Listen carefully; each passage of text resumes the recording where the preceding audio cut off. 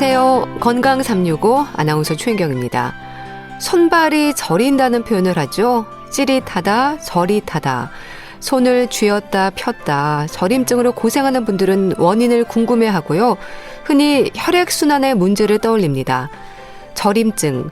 증상으로 얘기되는 저린 증상의 원인이 혈액순환의 문제가 전부인 걸까요? 실제 혈액순환이 안 될 때 저림증이 나타나는 건 맞는 얘기일까요?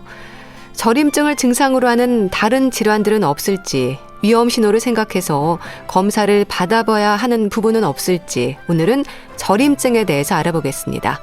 건강 365 조수미 소향의 꽃밭에서 듣고 시작하겠습니다. 손발이 저릴 때 많은 분들이 혈액순환이 안 된다는 생각을 합니다. 글쎄요, 정말 순환의 문제인 걸까요? 경희대 한의대 침구과 김용석 교수와 함께합니다. 교수님 안녕하세요. 네, 안녕하세요. 네, 반갑습니다, 교수님. 네, 안녕하세요. 네. 손발 저림증으로 고생하는 분들이 많지 않나요? 아, 그렇죠. 손발 저림 때문에 오시는 분이 상당히 또 외래도 많거든요. 사실 누구나 한 번쯤은 이제 손이나 발이 저리고 또 힘이 빠지는 경험을 하게 돼요. 네. 그러면 좀 기분이 안 좋거든요. 네. 병원에 가서 이제 진찰을 받아보면 좋은데 요새는 대부분 환자분들이 인터넷부터 찾으시는 경우가 많아요. 그래서 조금 최악의 경우를 생각하고 오시는 경우도 상당히 많거든요. 그런데 또 극단적으로 손발이 저리면 대부분 이제 혈액순환이 잘 안 돼서 그러려니 하고 또 일시적으로 혈액순환 장애로 생긴 거라고 본인 스스로 이제 자가 진단하거든요. 그러면서 대수롭지 않게 여기는 분들도 계셔요. 앞에서 말씀드린 그 반대로 손발 저림은 무조건 중풍의 전조 증상이다라고 두려워하시는 분들도 상당히 많거든요. 근데 이제 손발 저림이 우리가 대부분 혈액순환의 문제라고 쉽게 생각하지만 또 중풍의 증상인 경우도 있을 수 있고요. 또 신경에 문제가 생길 수도 있어요. 그래서 실제로 어떻게 보면 상당수가 말초 신경에 문제가 생기는 경우가 많거든요. 이런 말초 신경에 문제가 생기면 감각이 이상하고 또 지나치게 감각이 증가되는 경우가 있거든요. 뭐 시리고 저리다, 뭐 또 화끈거린다, 콕콕 쑤신다, 벌레 기어가는 같다, 뭐 피가 잘 안 통한다, 뭐 마취된 것 같다, 이런 둔한 느낌들을 이제 호소하시는 분들이 상당히 많죠. 정말 혈액순환, 폐경기, 비만 나름 여러 가지로 원인을 떠올리긴 합니다. 어떨까요? 원인일 수 있을까요? 네, 앞서 말씀드린 대로 손발이 저리면 대부분 혈액순환이 잘 안 돼서 그런 줄로 알고 생각하시는 분들이 상당히 많거든요. 물론 그렇게 생기는 경우도 있지만 그렇지 않은 경우도 상당히 많아요. 오히려 이제 앞에 말씀드린 말초 신경에 어떤 이상이 있거나 그다음에 우리가 잘 알고 있는 디스크라든지 척추 질환의 문제, 또 중풍, 그리고 또 심리적으로 뭐 스트레스를 좀 심하게 받았을 경우에도 이런 증상들이 생길 수가 있거든요. 그렇기 때문에 이런 손발 증상, 저린 증상이 나타났을 때는 본인에게 나타난 어떤 증상의 어떤 심한 정도라든지 어느 부위가 발생했는지, 그리고 이게 어떤 경과를 겪고 있는지, 그리고 다른 증상들이 같이 나타나는 게 뭔지, 그리고 본인이 알고 있는 어떤 질환이 무엇인지를 잘 살펴보고 거기에 따라서 정확하게 검사를 해야만 원인을 알 수 있거든요. 그래야 이제 치료가 제대로 들어갈 수 있어요. 예를 들면 이제 우리가 흔히 알고 있는 혈액순환의 문제라고 했지만 이렇게 혈액순환의 문제가 생겨서 생기는 손발 저림증들은 뭐 고혈압이나 고지혈증이나 당뇨병, 우리가 잘 알고 있는 생활습관병에 의해서 생기는 이제 동맥경화증이 있을 수 있고요. 또 이제 담배를 많이 피우는 사람들은 이제 버거스시병이라는 게 있고요. 그다음에 하지정맥류라든지 뭐 레이노드 증후군이라든지 이런 게 혈액 순환에 문제가 생기는 대표적인 증상이고요.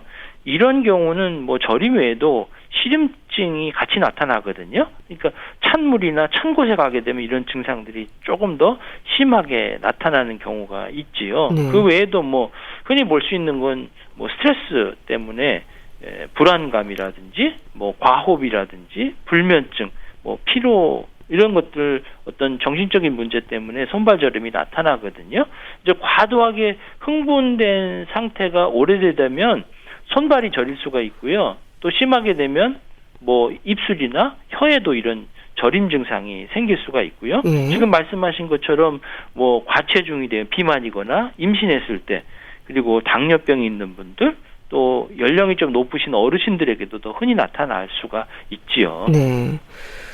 근데 손발 저림으로 힘들어하는 분들을 보면요, 늘 그런 건 아니라고 또 얘기를 하거든요. 네네. 그래서 방치가 되는 경우도 많을 것 같은데 실제로 이런 분들도 많은가요? 그렇죠. 이제 한 자세로 너무 오래 있거나 또 뭐 찬 곳에 있게 걷거나 아니면 혈액순환이 안 될 때 손발 저림이 발생된다는 걸 알 수가 있겠고요. 그러다 보니까 이제 누구에게나 이제 흔히 나타나는 증상이기 때문에 별 대수롭지 않게 지날 수가 있어요. 그런데 일상생활에 지나치게 어떤 지장을 줄 정도로 증상이 계속 반복되거나 아니면 이런 저림 증상이 점점 심해지고 이게 다른 부위까지 퍼지게 되면 반드시 검사를 받으셔야 되거든요.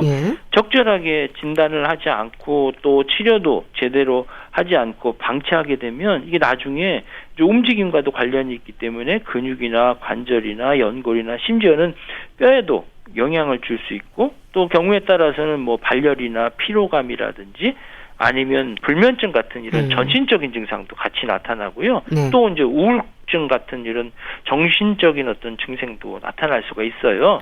그래서 초기에 사실 원인을 정확하게 파악해서 치료를 해야 되고요. 또 저림 부위가 일정하지 않고 반복적일 경우에는 대부분 신경적인 문제가 있을 수 있기 때문에 이 원인이 뇌의 문제인지 척추의 문제인지 또 아니면 말초신경의 문제인지를 원인을 파악해 보는 게 중요하죠. 예. 좀 교수님, 손발 저림증의 원인을 생각할 때 이게 단순하지 않다고 들었습니다. 손목 터널 증후군이나 흔히 말하는 목 디스크, 허리 디스크로도 저림 증상은 있지 않나요? 네, 그렇죠. 이런 경우가 신경에 문제가 생기는 경우거든요. 이런 경우가 상당히 더 많아요. 혈액순환의 문제보다도. 그래서 이제 손목 터널 증후군, 뭐 디스크 이런 것들이 말초 신경에 문제가 생겨서 저림증이 이제 생기는 거거든요.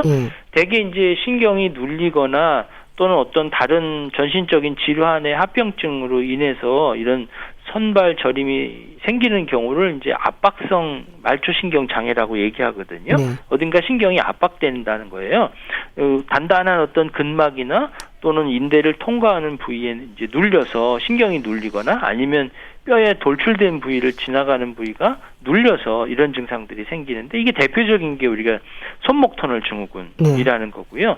또 이제 당뇨로 인해 생기는 경우는 당뇨병성 말초신경병, 그리고 척추 질환과 연관되어 흔히 나타나는 게 바로 디스크 증상이 대표적인 거거든요. 일반적으로 이제 손목 통증뿐만 아니라 저림 증상을 나타내는 것이 이제 가장 흔한 게 손목 터널 증후군이에요. 이게 손목 터널 증후군이라는 건 손목 인대라든지 손목 관절에 있는 구조물이 그 정중신경이라는 신경을 눌려서 이렇게 생기는 거거든요. 이게 특징적인 게 뭐냐면 첫 번째, 두 번째 손가락에 저림 증상이 나타나고요.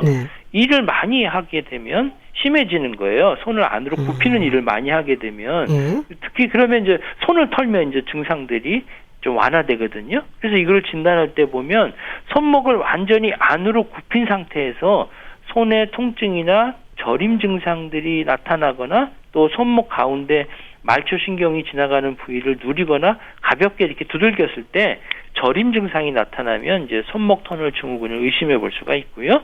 대개 이제 남성보다는 여성들이 많이 발생하게 돼요. 왜냐하면 주부들이 하는 일들이 대부분 이렇거든요. 뭐 뚜껑을 따거나 행주를 짜거나 걸레를 짜거나 대개 이제 손목을 비트는 동작을 움직였을 때 이런 증상들이 자주 발생하게 되지요.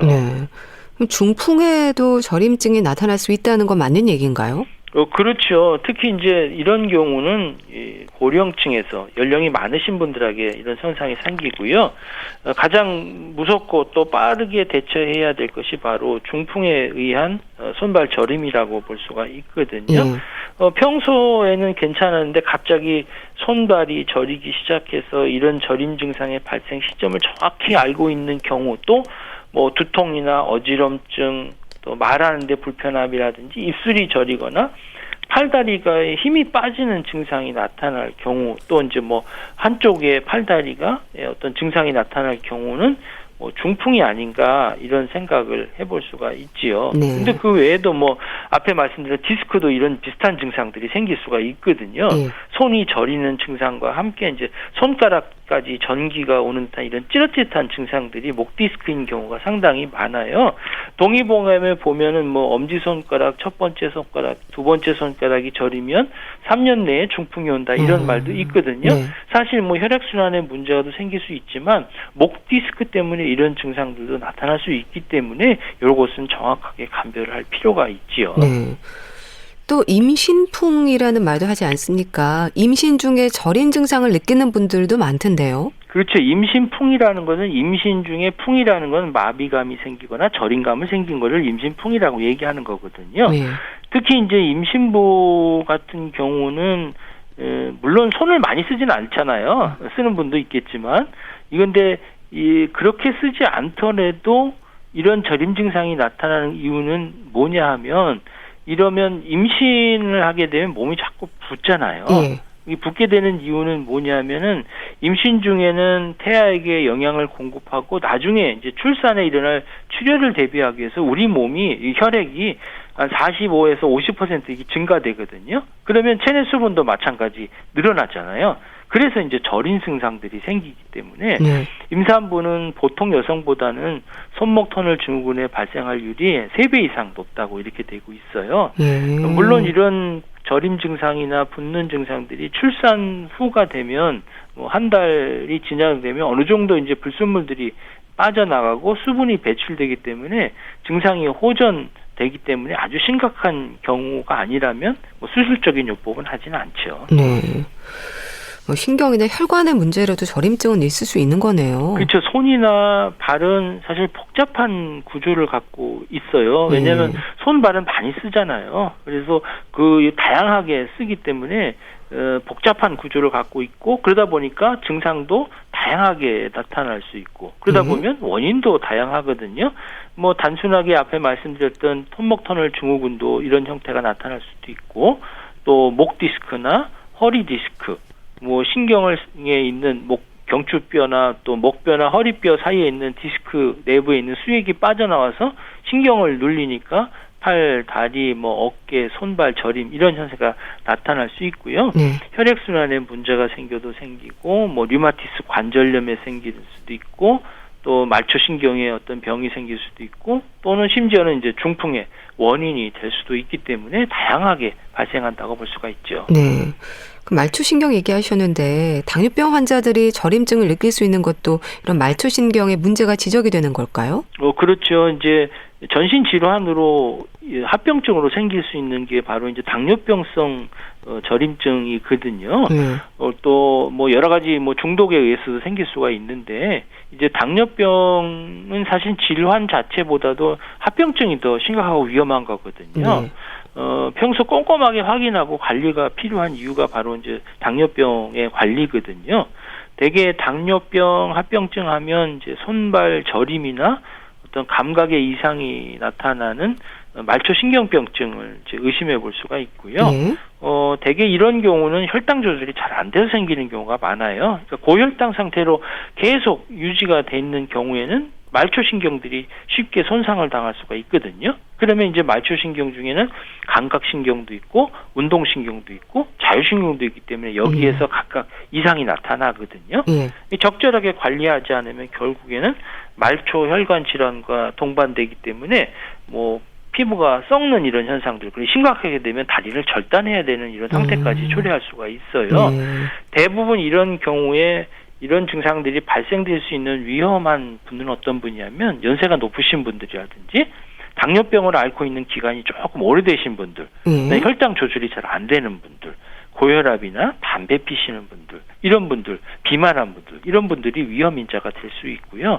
특징적인 소견들은 뭐냐면 대체로 이제 서서히 진행하기 때문에 잘 인지하기가 쉽지가 않아요. 그렇지만 주요 증상들은 이제 손끝, 발끝이 찌릿찌릿하고 아프고 아주 예리한 통증이 나타나고요. 특징적인 소견이 무엇이냐면 이제 진동 감각에 의한 감각이 떨어지는 거예요. 특히 이제 양말 신은 부위하고 장갑 낀 부위에 진동 감각이 떨어져요. 네. 진동 감각을 할 수 있는 진자를 두들겨 보면 어깨 부위에서는 진동 감각을 느껴지는데 손등 있는 부위에다가 대면 진동 감각을 느껴지지 못하는 경우가 바로 이런 당뇨병성으로 생기는 말초신경병의 특징적인 소견이라고 볼 수가 있죠. 네. 참 교수님, 저림증을 얘기할 때 우리가 저릿하다는 표현을 하잖아요. 얼얼하다는 말도 하던데 구체적으로 어떤 증상인 건가요? 환자들은 주로 어떤 표현을 하는지도 궁금합니다. 네, 사실 뭐 저리다, 찌릿하다, 뭐 벌레에 기어가는 것 같다, 또 혈관에 문제가 생기면 같이 이제 시리다, 또 뭐 새큰거리다, 무겁다, 남의 살 같다, 뭐 이렇게 여러 가지 표현들을 하세요.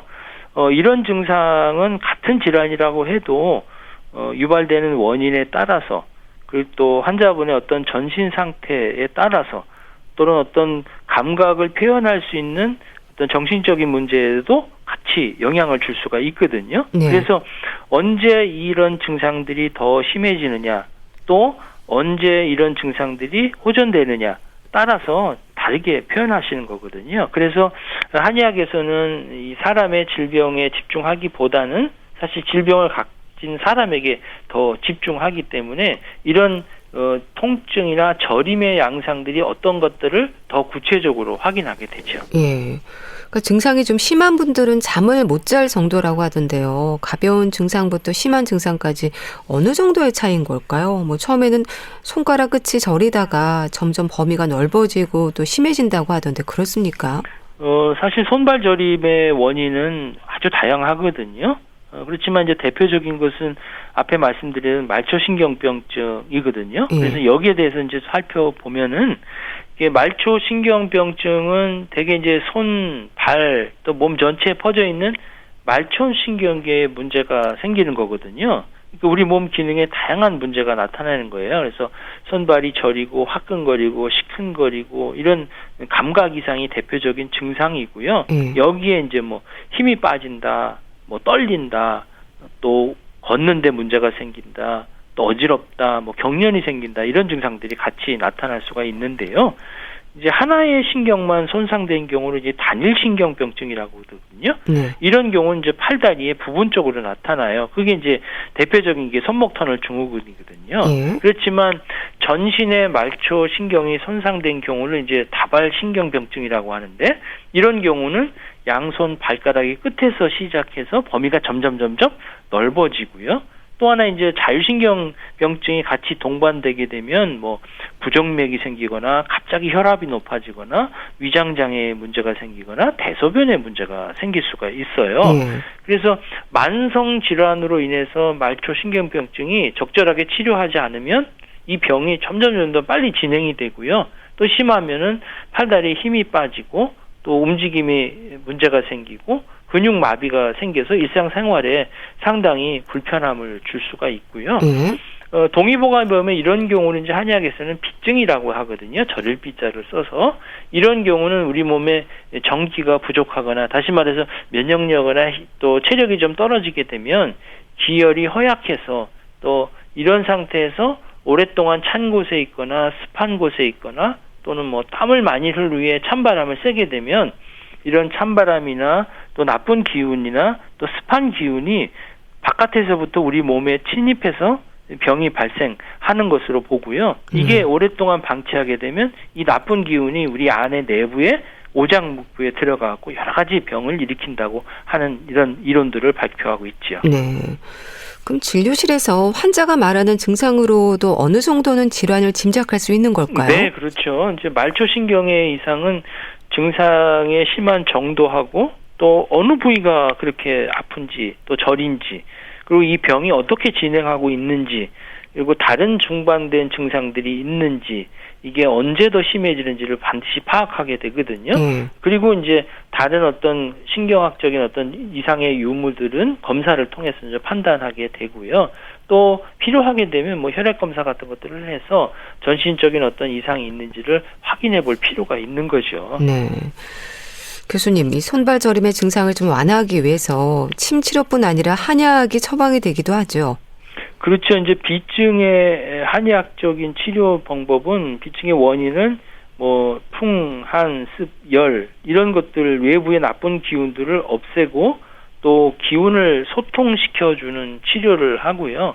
그다음에 우리 몸을 따뜻하게 해서 또 기혈을 소통시켜주는 그런 원칙도 있고 또 우리가 상처가 나거나 어떤 부은 것들을 삭혀서 통증을 없애주는 이런 치료법들을 활용하게 되거든요. 그래서 기본적으로는 침치료, 뜸치료, 약물치료를 하고요. 그 외에도 뭐 추나치료나 아니면 운동요법을 병행하게 되고요. 그래서 증상으로 보면 뭐 급성기, 만성기 이렇게 나눌 수가 있는데 주로 급성기에는 염증을 없애주는 처방을 쓰고요. 그리고 만성기에 자체는 어떤 변형이라든지 어떤 뼈나 관절, 인대들을 튼튼해주는 이런 처방을 하게 되고요. 특히 이제 만성기에는 쑥을 이용한 뜸치료가 효과적이거든요. 이런 경우는 혈액순환을 좋게 해서 우리 몸의 조직의 손상을 방지하는 그런 효과가 있기 때문에 치료 목적은 물론 이제 예방 목적으로 활용하게 되지요. 네. 그럼 어떤 약재들이 쓰이나요? 대개 보면 이제 연구한 이런 결과들을 보면 뭐 우술이라는 약재들도 있고요. 두충 같은 약재, 허리나 뭐 그다음에 무릎 같은 데 도움을 줄 수 있고요. 그다음에 오가피라든지 아니면 계피 같은 것들은 손발의 저림질 같은 것들을 확인해 볼 수 있고 그것들을 치료하는 데 도움을 줄 수 있고요. 또는 뭐 인삼이라든지 기력이 떨어진 분들한테는 활용해 볼 수가 있고요. 이런 것들은 대부분 혈액순환을 좋게 해주고 그다음에 순환을 촉진시켜주는 그런 약물들을 쓰여지고 아울러서 우리 몸의 면역력이나 어떤 저항력이라든지 어떤 전신 증상들을 개선시켜주는 약물들을 활용하게 되지요. 네. 근데 또 교수님, 침 치료를 받을 때요, 당황하게 되는 경우가 증상이 있는 부위 외에 다른 곳에도 침을 놓지 않나요? 그렇죠. 우리가 아프면 아픈 곳에다 침을 놓는 건 이해가 되는데 뭐 아픈 곳이 아닌데도 침을 놓는 경우가 있거든요. 예를 들면 손이 저린데 다리에다가 침을 놓는 경우도 있고요. 반대로 다리가 저린데 손에다가 침을 놓는 경우가 있어요. 그러면 환자분들 이거 잘못 선생님이 아시고 잘못 놓는 거 아닌가 이렇게 생각을 하시는 경우가 있는데요. 사실은 이제 이건 원위치혈이라는 방법이란데 경락의 기능을 대표하는 그런 혈자들이 팔다리에 많이 분포돼 있어요. 그래서 신경 분절에 따라서 또는 뭐 경락의 흐름에 따라서 손에 병이 있다 할지라도 다리에다가 치료하는 경우가 있고요. 다리에 병이 있다 할지라도 손에다가 치료하는 경우가 있지요. 좀 손발 저림의 증상을 완화할 수 있는 운동법 있습니까? 대개 이제 간단하게 예방하는 방법 중에 이제 손목터널 증후군을 제가 예를 들면요. 우리 손목터널 증후군은 손목을 안으로 굽힐 때 통증이 더 심한다고 말씀드렸잖아요. 그러니까 한쪽 팔을 쭉 펴고요. 손바닥을 바깥으로 보이게 한 다음에 그다음에 다른 쪽 팔로 손가락 안쪽을 잡아당겨 주는 거예요. 다시 한번 말씀드리면 한쪽 팔을 쭉 뻗고요. 그다음에 손바닥을 밖으로 보이게 한 후에 다른 쪽 팔로 손가락을 안쪽으로 잡아당기는 거예요. 그러면 이 눌렸던 신경들이 더 늘어나는 이런 효과가 있거든요. 그다음에 두 번째 할 수 있는 거는 뭐냐면 손바닥을 마주 보고요. 마치 기도하는 자세로 이렇게 조금 꺾어 주셔서 이렇게 하면 역시 마찬가지로 손목이 늘어난 느낌을 느끼거든요. 이런 경우가 압박돼 있는 신경들을 좀 풀어주는 데 도움을 줄 수 있고요. 또 목 디스크 때문에 생긴다고도 말씀드렸잖아요. 목 디스크에 의해서 손발 저림이 발생하는 경우는 목 디스크를 예방하기 위해서는 이제 의식적으로 턱을 뒤쪽으로 쭉 밀어넣는 운동을 하시면 돼요. 그래서 전체적으로 머리를 뒤쪽으로 이동시켜준다 생각하고 운동을 하시면 좋은데요. 대부분 운동이라는 거는 한 번에 많이 한다고 해서 효과를 보는 게 아니거든요. 어떤 분들은 한 번에 한 20분, 30분 뭐 오래 하면 증상이 확 좋아질 거라고 생각하는데 결코 그렇지 않고요. 운동은 항상 시계 태압 감듯이 꾸준하게 해주시고 그리고 규칙적으로 해주시는 것이 매우 중요하죠. 또 증상 완화의 방법으로 뭐 주무르기, 따뜻한 찜질하기, 손을 털기도 하던데요.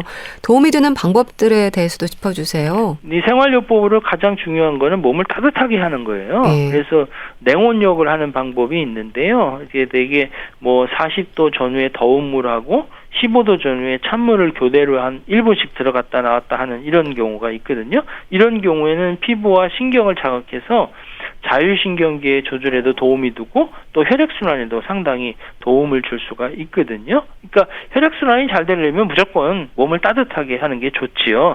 그리고 아무래도 안정을 취하는 게 좋고 스트레스 때문에 문제가 생길 수도 있기 때문에요. 그리고 균형적인 잡힌 식사를 하시는 게 상당히 중요하고 특히 이제 비만을 방지하기 때문에 기름진 음식을 피해야 되거든요. 왜냐하면 기름진 음식을 많이 먹게 되면 체중이 늘고 그럼 부었다 보면 신경을 압박할 수 있잖아요.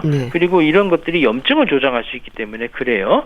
그리고 적당한 수면을 취하는 게 상당히 중요하고 무엇보다 중요한 건 술이나 담배를 끊는 게 가장 중요하고요. 그리고 자세를 항상 바르게 하는 게 좋거든요. 의자에 앉았을 때는 깊숙이 앉고 허리를 곧게 펴고 가슴을 항상 펴고 있는 자세를 하시는 게 좋겠고요. 특히 이제 책을 보거나 또 사물을 볼 때 우리 몸의 상체가 구부러지지 않도록 그래서 머리가 앞쪽으로 가지 않도록 항상 신경을 쓰시는 게 좋습니다. 예. 이 손목 터널 증후군이나 추간판 탈출증으로 인한 저림증임에도 뭐 골프라든지 오히려 증상을 또 악화시킬 수 있는 운동이나 생활 습관도 있을까요? 그렇죠. 이제 골프가 좋다고 해서 이제 목 디스크나 허리 디스크 있는 분들이 그것들을 많이 하시는 경우 있는데 허리를 갑자기 틀기 때문에 오히려 불편함이 있고요. 그 손목 터널 증후군 같은 경우도 마찬가지로 골프채가 조금 얇은 것 같은 거를 꽉 잡을 경우에는 손목에 부담이 갈 수 있으니까 조심하셔야 되거든요. 이런 손목 터널 증후군들을 악화시킬 수 있는 요인들은 주부들이 많이 생긴다고 말씀드렸잖아요. 그래서 걸레를 빨고 짜고 하는 이런 살림살이가 문제가 있어요. 그래서 이런 경우는 조금 이렇게 가사를 분담하시는 게 좋겠고요. 또 여성들은 이런 오랜 기간 동안 반복해온 이 가사 때문에 이런 것들이 있기 때문에 행주를 빨거나 뭐 걸레를 빨거나 이런 것들은 좀 주의를 하시고요. 그리고 증상이 악화되면 물건을 집어도 감각을 느끼지 못하는 경우가 있기 때문에 키보드나 마우스를 사용하는 동안에 손목의 위치를 잘 해주시고요.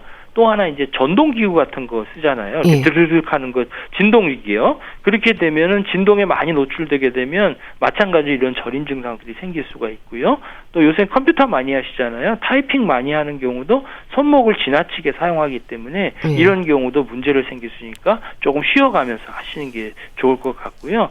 이런 동작들이 자꾸 신경에 붙고 이런 압박을 촉진하기 때문에 이런 증상들을 악화시키기 때문에 가급적 피하시는 게 좋겠고 그리고 피치 못하게 하실 경우에는 항상 일정 기간 시간을 두고 좀 휴식기를 잡는 것이 좋을 것 같습니다. 네, 말씀 잘 들었습니다.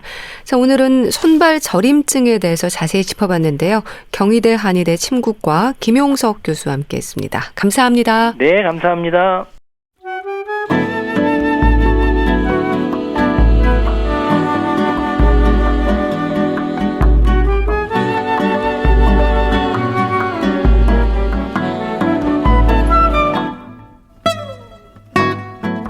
건강한 하루의 시작. KBS 라디오 건강 365. 최윤경 아나운서의 진행입니다.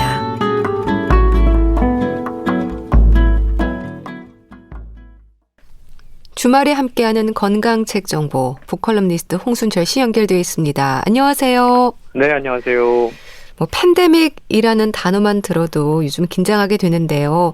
오늘 소개해 주실 책 제목이 팬데믹 브레인이네요. 그렇습니다. 이제 팬데믹이 끝나가죠. 우리가 엔데믹이라고 이야기를 하는데 그러면서 지난 2년 넘게 정말 모든 사람들을 참 힘들게 했던 이 팬데믹의 영향력에 대해서 분석하는 책들이 나오고 있습니다. 요즘 코로나19 장기 후유증을 롱 코비드라고 부른다고 그러죠. 그러면서 이게 또 다른 위협이 될 것이다라는 경고가 지금 국내외에서 나오고 있는데요. 실제로 세계보건기구가 코로나19에 확진되거나 확진됐을 가능성이 있는 사람이 적어도 2개월, 통상 3개월 동안에 다른 진단명으로는 설명할 수 없는 어떤 증상을 겪는다고 그래요. 근데 그걸 롱 코비드라고 정의한 바가 있는데요. 그러니까 이 코로나19가 장기 후유증을 보이게 한다는 거죠. 치료 후에도 바이러스가 체내에 잠복하기 때문이다 라는 연구 결과가 있는데요.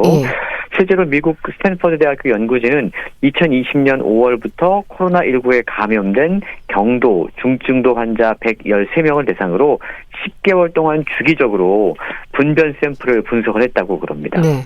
연구진은 4월 16일 대상자 가운데 12.7%가 완치 판정을 받고 4개월이 지난 시점까지 분변에서 코로나19 바이러스가 검출됐다. 이렇게 밝혔습니다. 3.8%는 무려 7개월이 지났는데도 이런 결과가 나왔다고 그럽니다. 그러니까 코로나19가 위장관을 감염시킨 상태로 체내에 잠복하고 있는 탓에 이런 결과가 나왔을 가능성이 크다라는 연구진의 설명이었는데요. 이것 외에도 이제 팬데믹 이후의 장기 후유증 롱 코비드에 대해서 우리가 진지하게 논의를 해야 되는 시점인 것 같습니다. 네. 뭐 이제 일상 회복을 이야기하고 있긴 하지만요. 코로나 팬데믹은 건강뿐 아니라 우리 삶에도 변화가 있었잖아요. 전반적인 연구가 좀 필요하기도 할 것 같습니다. 그렇습니다. 그런 면에서 오늘 소개해드리는 팬데믹 브레인은 바로 그러한 책 가운데 하나라고 할 수 있는데요. 코로나가 우리의 뇌와 마음에 끼치는 영향에 대해서 심도 있는 논의가 필요한 시점에 이 책이 출간이 됐습니다. 하버드 대학교에서 심리학 박사 학위를 받고 현재 충북대학교에서 인지심리학을 가르치고 있는 정수근 교수가 이 책을 썼는데요. 코로나19 팬데믹이 자기 자신과 가족 그리고 친구들의 마음과 행동에 어떠한 영향을 미쳤을지에 대한 궁금증을 가지고 연구를 진행했다고 그럽니다. 그리고 책을 통해서 생각보다 심각한 코로나19 후유증에 대해서 이야기를 하고 있는데요. 팬데믹은 오랜 기간 동안 우리가 정상이라고 생각했던 것을 순식간에 비정상으로 만들었습니다. 또 당연한 것을 당연하지 않게 만들었어요. 이러한 갑작스러운 변화는 우리의 뇌와 마음에 쉽게 치유할 수 없는 상처를 남겼다라고 저자는 이야기하고 있습니다. 네. 저자가 인지심리학자라고 하셨는데요. 그럼 마음 건강에 대해서 조금 더 집중적으로 다루고 있지 않을까 싶기도 한데 어떨까요? 예, 그렇습니다. 이 마음 건강과 뇌 건강 이 부분에 대해서 집중적으로 다루고 있는데요. 뭐 그 밖에도 여러 가지 신체적인 어떤 건강의 징후들 이런 것들도 함께 설명을 하고 있습니다. 2022년 4월 기준으로 우리나라 국민 3명 가운데 1명이 코로나를 앓았다고 그래요. 그 코로나19에 걸린 적이 있었던 분들이 상당히 주변에 많이 있는데요. 저자는 그렇다면 당신의 뇌와 인지 기능은 손상을 입었을 가능성이 크다라고 이야기합니다. 우리가 보통 코로나19 팬데믹 그러면 뭐 감기처럼 와서 호흡기 질환이고 끝나면 호흡기에 약간 문제가 생길 것이다라고 생각을 하는데 이게 뇌와 인지 기능에까지 손상을 입게 만들었다라는 거죠.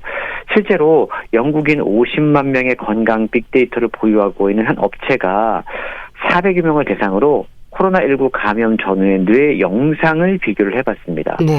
그랬더니만 신경세포체가 밀집되어 있는 부분인 회백질의 두께가 코로나19를 앓은 분들은 얇아져 있었다고 합니다. 또 다른 연구에서 코로나19 사망자의 뇌를 검사를 했더니만 마치 치매 같은 퇴행성 뇌 질환을 앓은 사람의 뇌처럼 여기저기 손상을 입은 것을 발견했고 특히 고위 인지 기능을 담당하는 대뇌피질 신경세포들이 망가진 것을 확인할 수 있었다고 그럽니다. 코로나19에 걸린 분들도 분명히 이렇게 뭔가 후유증이 있는 거고요. 더 큰 문제는 코로나19에 걸린 적이 없다고 하더라도 뇌 손상과 인지기능 저하를 피하기가 어렵다는 점입니다. 왜냐하면 지난 오랜 기간 동안 거리두기, 자가격리, 이동 제한, 지역 봉쇄 이러한 팬데믹이 초래한 사회적인 고립이 우리의 뇌와 인지 기능에 손상을 입혔기 때문인데요. 남극 기지라던가 우주 정거장, 여긴 정말 외부 사회와 단절돼 있잖아요. 예. 여기에서 생활한 분들의 뇌를 조사를 해보면 기억력을 담당하는 해마를 비롯해서 여러 영역의 크기가 줄어 있다고 그럽니다. 주의 기능과 공간 인지 과제 수행 능력이 저하되었는데요. 네. 그래서 과학자들은 코로나19 팬데믹을 두고 인류를 대상으로 한 사상 최대의 사회적 고립 실험이었다라고 이야기한다고 그럽니다. 네. 사상 최대의 사회적 고립 실험이라는 말이 가슴에 좀 와닿네요. 그러니까 코로나19 감염 이후에 후유증을 겪는 분들도 있고요. 여러 변화들이 있던데요. 그렇습니다. 사실은 저도 코로나19를 경험을 했거든요. 예. 그때도 제가 느꼈던 증상이 두통, 피로, 기억력 감퇴 이런 것들이었어요. 그리고 실제로 코로나19를 겪었던 분들이 가장 많이 호소하는 게 브레인 포그 증상이라고 그럽니다. 이게 뭐냐면 머릿속이 뭔가 안개가 낀 것처럼 멍한 그런 느낌들. 네. 이게 바로 코로나 불황이 우리에게 인지 기능에 문제를 가져온다는 건데요. 문제는 이 코로나 기간 동안 많은 분들이 경제적 상황이 사실은 좋지 않았지 않습니까? 예. 지갑이 얇아지면 자신감이 떨어진다는 말이 있어요. 그래서 팬데믹으로 인한 경제적 어려움이 자신감뿐만이 아니고 인지 기능까지 떨어뜨렸다라는 보고가 세계 소개가 되고 있는데요. 예. 인간의 뇌가 한 번에 처리할 수 있는 정보의 양이 상당히 한정적이라고 그럽니다. 그런데 코로나 불황 때문에 우리는 걱정과 고민거리가 늘어났습니다. 예. 그렇게 되면 중요한 정보에 집중하지 못하는 결과가 나오게 되죠. 쉬운 말로 돈 문제를 걱정하다 보니까 정말 중요한 다른 의사결정을 해야 될 때 제대로 판단하거나 결정할 수 없는 상황이 우리들에게 벌어지고 있다는 겁니다. 네. 사실 코로나19가 전 연령대 모든 사람들에게 큰 피해를 입혔지만 최근 특히 어린이, 청소년들에게 어떠한 부정적인 영향이 있었는지를 집중적으로 소개를 하고 있었습니다. 팬데믹 한가운데서 우리의 아이들은 정말 괜찮을까? 한번 좀 질문을 해봐야 되는데요. 2020년과 2021년에 출생된 아이들의 인지기능 검사 점수를 보면 다른 해에 태어난 아이들보다 떨어진다라는 미국의 연구 결과가 나와 있다고 그럽니다. 엄마의 스트레스 그리고 경직된 일상의 분위기가 아이의 인지 발달에 아무래도 부정적인 영향을 끼칠 수밖에 없었다라는 건데요. 그나마 다행인 점은 아이와 눈을 맞추고 말을 걸어주고 안아주고 이후에 우리가 충분한 애정과 자극 활동을 주면 발달 수준이 얼마든지 회복될 수 있어서 이제라도 그러한 노력들을 하면 좋다라는 부분이기도 합니다. 네. 그 앞서 브레인 포그에 대한 얘기도 말씀 주셨는데요. 실제로 코로나19에 감염이 되고 나서 집중력이나 기억력에 문제가 생겼다. 이런 호소를 많이 한다고 들었습니다. 그렇습니다. 그래서 지금 세계의학계가 여러 롱 코비드 증상 가운데 이 브레인 포그를 상당히 주의 깊게 살펴보고 있는 중이라고 그럽니다. 예. 브레인 포그는 안개 낀 뇌라는 의미를 갖고 있는데요. 질병은 아니지만 머릿속에 안개가 낀 것처럼 멍한 느낌이 지속되는 거예요. 집중력이나 기억력이 떨어지는 겁니다. 우울해지는 겁니다. 마치 비행기를 오래 타고 나서 내렸을 때 약간 멍한 느낌, 시차가 적응이 안 된 느낌, 이런 것들이 브레인 포그의 증상이라고 그러는데 미국의 한 대학교 신경과 연구팀은 2020년 4월부터 2021년 5월까지 코로나19에 감염된 18세 이상 740명을 대상으로 연구 실험을 진행을 했습니다. 이들 가운데 4분의 1이 확진 뒤 7개월에서 8개월 뒤에도 브레인 포그를 겪었다라고 호소했다고 그럽니다. 근데 이분들의 평균 연령대는 49세였고요. 감염 이후에 기억력이라든가 판단력이라든가 집중력이 떨어졌다라는 호소를 했다고 그러는데요. 그래서 지금 의학계에서 이 브레인 포그의 원인을 찾으려는 다양한 후속 연구가 진행이 되고 있습니다. 그 가운데 하나 주목할 만한 게 이 브레인 포그가 나타난 이유가 우리 뇌혈관 장벽의 손상 때문이다라는 의학적인 보고인데요.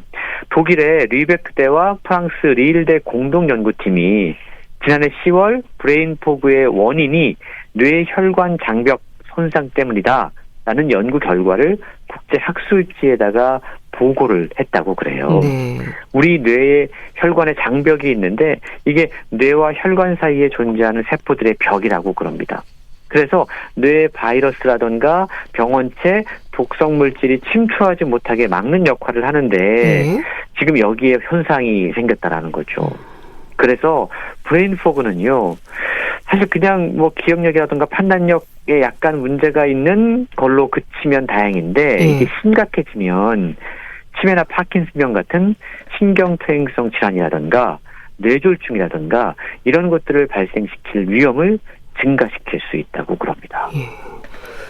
그럼 코로나19 팬데믹으로 인한 뭐 뇌 기능의 회복이라든지 지친 일상을 보듬을 수 있는 방법이랄까요? 이런 부분에 대해서도 책에서 다루고 있을까요? 그렇습니다. 책의 마지막 부분에 뇌의 가소성을 활용한 팬데믹 브레인에서 벗어나는 방법이 소개가 되고 있어요. 네.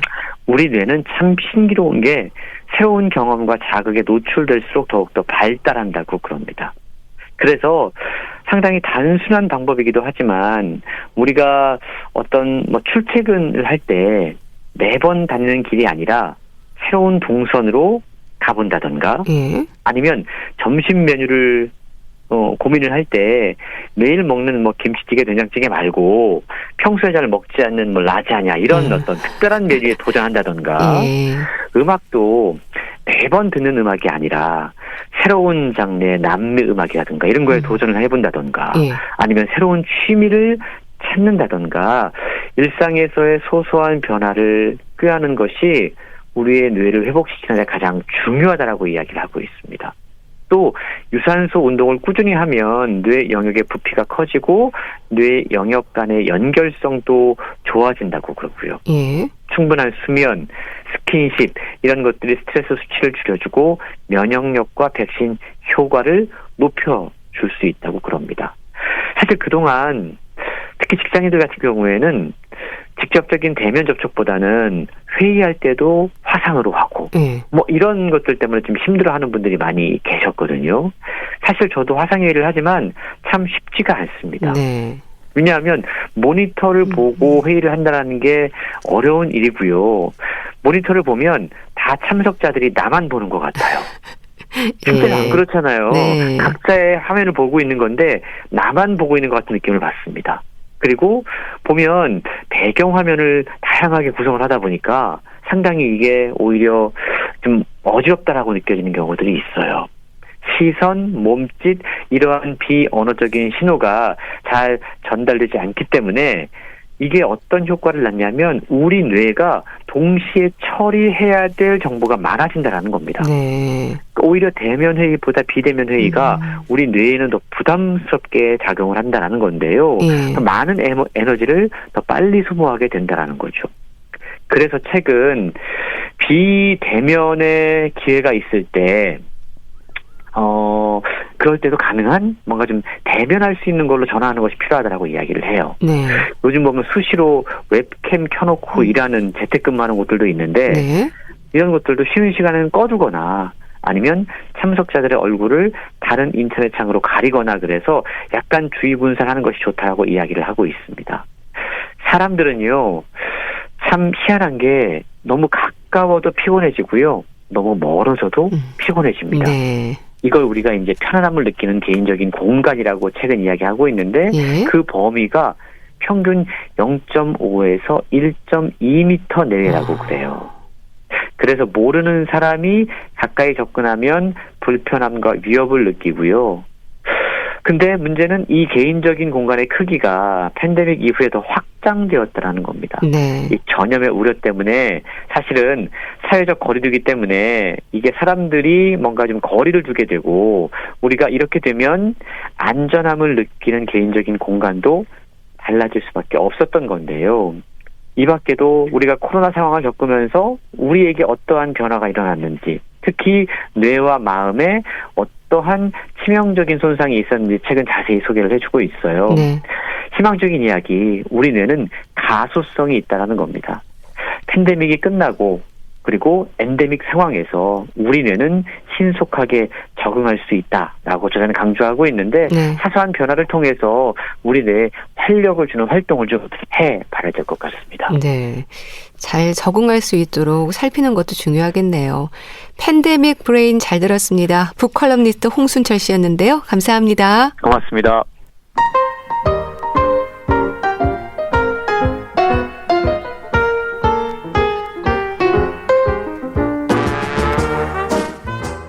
건강한 하루의 시작. KBS 라디오 건강 365.